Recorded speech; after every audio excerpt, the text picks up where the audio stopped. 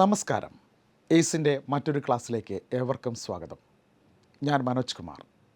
നമ്മളിന്നിവിടെ ചർച്ച ചെയ്യുന്നത് കേരളത്തിൻ്റെ സാംസ്കാരിക സ്ഥാപനങ്ങളെക്കുറിച്ചാണ്.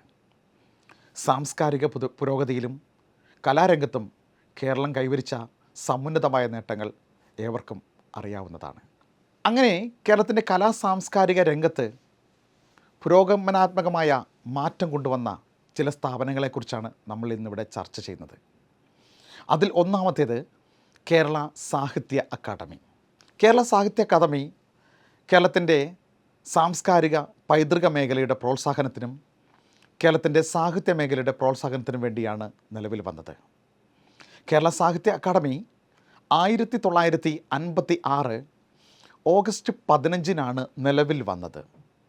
എന്നാൽ സാഹിത്യ അക്കാദമി ഉദ്ഘാടനം ചെയ്യപ്പെട്ടത് 1956 ഒക്ടോബർ 15. ഇവിടെ പ്രത്യേകം ശ്രദ്ധിക്കേണ്ട ഒരു കാര്യം, സാഹിത്യ അക്കാദമി ഉദ്ഘാടനം ചെയ്തത് 56 ഒക്ടോബർ 15. എന്നാൽ അത് നിലവിൽ വന്നത് 1956 ഓഗസ്റ്റ് 15. ഈ ഒരു ഡേറ്റിൽ ഒരു കൺഫ്യൂഷൻ എല്ലാവർക്കും ഉണ്ടാവുന്നതാണ്. ഒന്ന് പ്രത്യേകം ശ്രദ്ധിക്കുക. സാഹിത്യ അക്കാദമി നിലവിൽ വന്നത് 56 ഓഗസ്റ്റ് 15, ഉദ്ഘാടനം ചെയ്യപ്പെട്ടത് 56 ഒക്ടോബർ 15. എന്നാൽ 56 ഒക്ടോബർ 15 സാഹിത്യ അക്കാദമി ഉദ്ഘാടനം ചെയ്തത് ആരായിരിക്കുമെന്നുള്ള ചോദ്യം വളരെ പ്രസക്തമാണ്. തിരുക്കൊച്ചി അവസാനത്തെ രാജാവ് നമുക്കറിയാം, ചിത്തിര തിരുനാൾ. തിരുക്കൊച്ചി അവസാനത്തെ രാജാവായ ചിത്തിര തിരുനാളാണ് 1956 ഒക്ടോബർ 15 കേരള സാഹിത്യ അക്കാദമി ഉദ്ഘാടനം ചെയ്തത്. അപ്പോൾ ഒരു ചോദ്യം വരുന്നു, കേരള സാഹിത്യ അക്കാദമിയുടെ ആസ്ഥാനം എവിടെയെന്ന്. കേരള സാഹിത്യ അക്കാദമിയുടെ ആസ്ഥാനം ഇപ്പോൾ നമുക്കറിയാം തൃശ്ശൂരാണ്. കേരള സാഹിത്യ അക്കാദമിയുടെ ആസ്ഥാനം തൃശ്ശൂർ.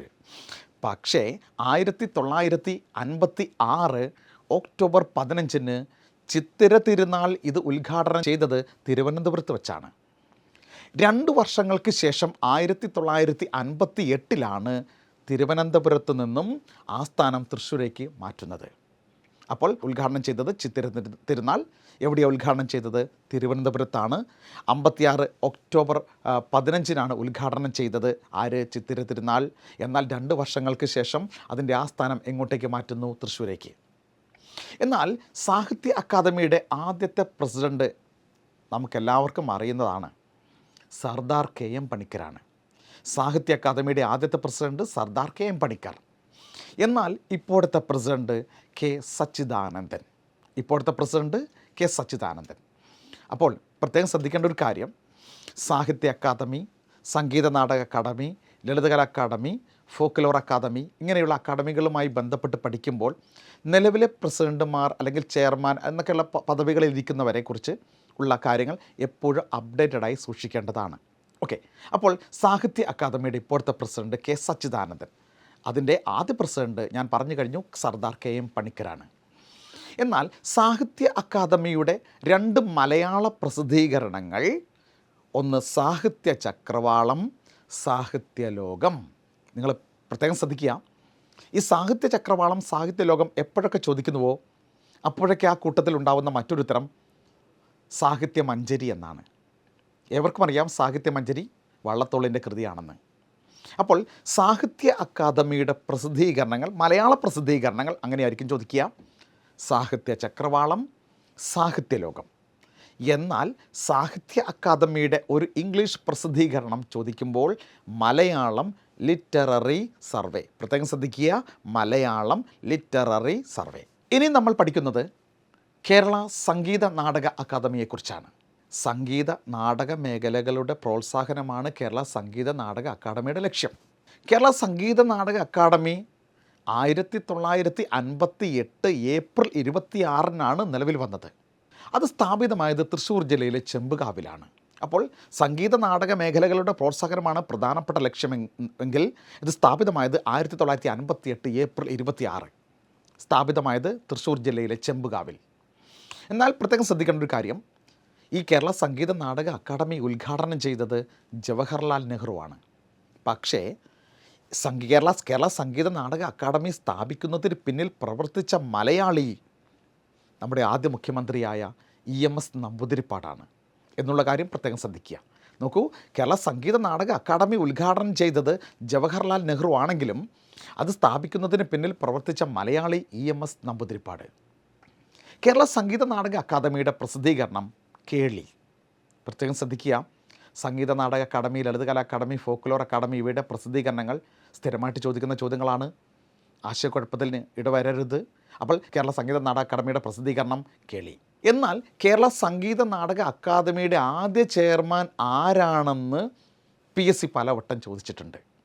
ആ ചോദ്യത്തിന് ഉത്തരവൊന്ന് ശ്രദ്ധിച്ചേ, മങ്കുത്തമ്പുരാൻ. എന്നാൽ കറണ്ട് അഫയേഴ്സ് രൂപത്തിൽ വരാവുന്ന ഒരു ചോദ്യമാണ് ഇപ്പോഴത്തെ ചെയർമാൻ ആര്? അപ്പോൾ കേരള സംഗീത നാടക അക്കാദമിയുടെ ഇപ്പോഴത്തെ ചെയർമാൻ മട്ടന്നൂർ ശങ്കരൻകുട്ടി. മട്ടന്നൂർ ശങ്കരൻകുട്ടി. ഇനി നമ്മൾ പഠിക്കാൻ പോകുന്നത് കേരള ലളിതകലാ അക്കാദമി. അപ്പോൾ നമ്മുടെ മുമ്പിൽ വരുന്നൊരു ചോദ്യം, ലളിതകലാ അക്കാദമി എന്തിന് പ്രോത്സാഹനം നൽകുന്ന ഒരു സ്ഥാപനമാണ്? അത് ഫൈൻ ആർട്സ് മേഖലയിൽ പ്രോത്സാഹനം നൽകുന്ന സ്ഥാപനമാണ് എന്ന് പറഞ്ഞാൽ ചിത്രകല, ശില്പകല തുടങ്ങിയ ഫൈൻ ആർട്സ് മേഖലയുടെ പ്രോത്സാഹനമാണ് ലക്ഷ്യം. കേരള ലളിതകലാ അക്കാദമി നിലവിൽ വന്നത് 1962 അപ്പോൾ സാഹിത്യ അക്കാദമി, സംഗീത നാടക അക്കാദമി, ലളിതകലാ അക്കാദമി, ഫോക്ലോർ അക്കാദമി ഇവയുടെ വർഷങ്ങൾ വളരെ പ്രധാനപ്പെട്ടതാണ്. മറന്നു പോവാതെ ശ്രദ്ധിക്കുക. അപ്പോൾ കേരള ലളിതകലാ അക്കാദമി നിലവിൽ വന്നത് 1962 ഫൈൻ ആർട്സ് മേഖലയുടെ പ്രോത്സാഹനമാണ് ലക്ഷ്യം. ഫൈൻ ആർട്സ് മേഖല എന്ന് പറയുമ്പോൾ ചിത്രകല, ശില്പകല തുടങ്ങിയവ. കേരള ലളിതകലാ അക്കാദമി സ്ഥാപിതമായത് 62 സ്ഥാപിതമായത് തൃശ്ശൂർ ജില്ലയിലെ ചെമ്പുകാവിൽ തന്നെയാണ്. തൃശ്ശൂർ ജില്ലയിലെ ചെമ്പുകാവ്. എന്നാൽ കേരള ലളിതകലാ അക്കാദമിയുടെ ആദ്യ ചെയർമാൻ ആരാണെന്ന് ഇതുവരെ PSC ചോദിച്ചിട്ടില്ല. എന്നാലും നമുക്കൊന്ന് പരിചയപ്പെടാം. A. രാജവർമ്മ രാജയാണ്. ശ്രദ്ധിക്കുക, A. രാജവർമ്മ രാജ. എന്നാൽ ലളിതകലാ അക്കാദമിയുടെ ഇപ്പോഴത്തെ ചെയർമാൻ മുരളി ചീരോത്ത്. കേരള ലളിതകലാ അക്കാദമിയുടെ ഇപ്പോഴത്തെ ചെയർമാൻ മുരളി ചീരോത്ത്. ശ്രദ്ധിക്കുക, ആനുകാലികം എന്ന രീതിയിൽ ഈ ചോദ്യങ്ങൾ വരാം. എന്നാൽ കേരള ലളിതകലാ അക്കാദമിയുടെ പ്രസിദ്ധീകരണം ചിത്രവാർത്ത. പലപ്പോഴും ഇങ്ങനെയുള്ള പ്രസിദ്ധീകരണങ്ങൾ ചോദിക്കാറുണ്ട് PSC. ഇപ്പോൾ നമുക്കറിയാം, പുതിയ ചോദ്യ മാതൃകകൾ അറിയാം. ചേരുംപടി ചേർക്കുക, ശരിയായ ജോഡികൾ ഏതൊക്കെ എന്ന രൂപത്തിൽ വരുമ്പോൾ ഓരോ നമ്മുടെ സാംസ്കാരിക സ്ഥാപനങ്ങൾ തരും. അതിനുകൂടെ അതിൻ്റെ പ്രസിദ്ധീകരണം കൂടി തരും. അപ്പോൾ ശരിയായ ജോഡിയത് അല്ലെങ്കിൽ ചേരുംപടി ചേർക്കുക എന്ന രൂപത്തിലൊക്കെ ഇതൊക്കെ കയറി നമുക്ക് ചോദ്യങ്ങളായിട്ട് വരാം. അപ്പോൾ കേരള ലളിതകലാ അക്കാദമിയുടെ പ്രസിദ്ധീകരണം ചിത്രവാർത്ത. ഇനി നമ്മൾ പഠിക്കുന്നത് കേരള ഫോക്ലോർ അക്കാദമി. കേരള ഫോക്ലോർ അക്കാദമി നമുക്കറിയാം, കേരളത്തിൻ്റെ തനതു നാടൻ കലകളുടെ പ്രോത്സാഹനമാണ് കേരള ഫോക്ലോർ അക്കാദമിയുടെ ലക്ഷ്യം. കേരള ഫോക്ലോർ അക്കാദമി സ്ഥിതി ചെയ്യുന്നത് കണ്ണൂർ ജില്ലയിലെ ചിറക്കലാണ്. അതായത് കണ്ണൂർ ജില്ലയിലെ ചിറക്കലുള്ള കിഴക്കേ കോവിലകത്താണ് കേരള ഫോക്ലോർ അക്കാദമി സ്ഥിതി ചെയ്യുന്നത്. കേരള ഫോക്ലോർ അക്കാദമി 1995 ജൂൺ 28 നിലവിൽ വന്നത്. കേരള ഫോക്ലോർ ദിനം എന്ന് പറയുന്നത് വന്ന ചോദ്യമാണ്, ശ്രദ്ധിക്കുക, ഓഗസ്റ്റ് 22. കേരള ഫോക്ലോർ അക്കാദമി കണ്ണൂർ ജില്ലയിലെ ചിറക്കലാണ്, കിഴക്കേ കോവിലകത്താണ് എന്ന് പറയുന്നു. ഇനി കേരള ഫോക്ലോർ അക്കാദമിയുടെ പ്രസിദ്ധീകരണം പൊലി എന്നാണ്. ശ്രദ്ധിക്കണേ, കേരള ഫോക്ലോർ അക്കാദമിയുടെ പ്രസിദ്ധീകരണം പൊലി. എന്നാൽ കേരള ഫോക്ലോർ അക്കാദമിയുടെ ആദ്യ ചെയർമാൻ ആരാണെന്ന് ഇതുവരെ ചോദിച്ചിട്ടില്ല. എന്നാലും നമ്മൾക്ക് പഠിക്കാം, ജി ഭാർഗവൻ പിള്ള. എന്നാൽ കേരള ഫോക്ലോർ അക്കാദമിയുടെ ഇപ്പോഴത്തെ ചെയർമാൻ നമുക്കറിയാം, ആനുകാലികം എന്ന രീതിയിൽ വളരെ പ്രസക്തമാണ്. ഇപ്പോഴത്തെ ചെയർമാൻ OS ഉണ്ണികൃഷ്ണൻ. ഇനി PK കാളൻ പുരസ്കാരം നൽകുന്നത് കേരള ഫോക്ലോർ അക്കാദമിയാണ്. PK കാളൻ ഗദ്ദിക എന്ന് പറയുന്ന വയനാട് ജില്ലയിലെ അടിയൂർ ആദിവാസികൾക്കിടയിൽ പ്രചാരത്തിലുള്ള ഗദ്ദിക എന്ന് പറയുന്ന കലാരൂപത്തിന് പ്രചാരം നൽകിയ വ്യക്തിയാണ് PK കാളൻ. ആ PK കാളൻ്റെ പേരിലുള്ള പുരസ്കാരം നൽകുന്നത് കേരള ഫോക്ലോർ അക്കാദമിയാണ്. അതായത് PK കാളൻ പുരസ്കാരം. അപ്പോൾ PK കാളൻ പുരസ്കാരം നൽകുന്നത് കേരള ഫോക്ലോർ അക്കാദമിയാണ്. ഇനി കേരള ഫോക്ലോർ മ്യൂസിയം സ്ഥിതി ചെയ്യുന്നത് ഈ കണ്ണൂർ ജില്ലയിലെ ചിറക്കലിൽ തന്നെയാണ്. അപ്പോൾ കേരള ഫോക്ലോർ മ്യൂസിയം കണ്ണൂർ ജില്ലയിലെ ചിറക്കൽ. നിങ്ങളുടെ അഭിപ്രായങ്ങളും നിർദ്ദേശങ്ങളും കമൻറ്റിൽ രേഖപ്പെടുത്തുക. വീണ്ടും മറ്റൊരു ക്ലാസ്സുമായി വീണ്ടും കണ്ടുമുട്ടാം. ഏവർക്കും നന്ദി, നമസ്കാരം.